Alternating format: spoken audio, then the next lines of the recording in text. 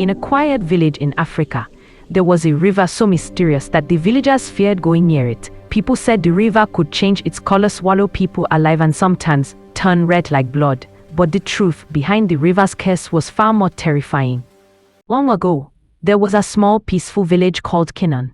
The village was full of hardworking farmers and energetic youths who lived happily together.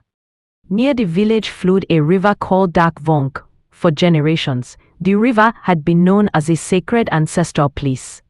The villagers believed the spirits of their ancestors lived there, so they treated the river with great respect. No one dared to disrespect the sacred waters. But one terrible day, everything changed. One afternoon, an innocent young girl in the village was accused of committing a terrible crime. The villagers were angry. Without proper investigation, they quickly judged her guilty, despite her cries and pleas for mercy. The villagers showed no compassion.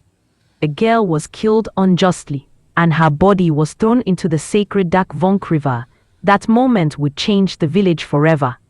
Soon after the girl's death, strange things began to happen. The once peaceful river started behaving strangely. Sometimes the water looked normal, but at other times, it turned dark and frightening, as if something evil had awakened beneath the surface. Then tragedy struck. One day, a group of village youths went to the river to swim. Suddenly, the water became violent. Before anyone could understand what was happening, 10 of the youths drowned mysteriously. Even more terrifying, the water of the river turned red like blood. Fear spread across the entire village of Kinan. As time passed, the river continued to claim more lives. Anyone who went near the river risked death. The villagers were terrified, and the king of Kinan became deeply worried, desperate to save his people.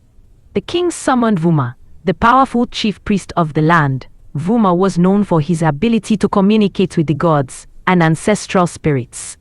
Through sacred rituals and prayers, Vuma asked the gods for answers. After days of spiritual rituals, the gods finally revealed the truth.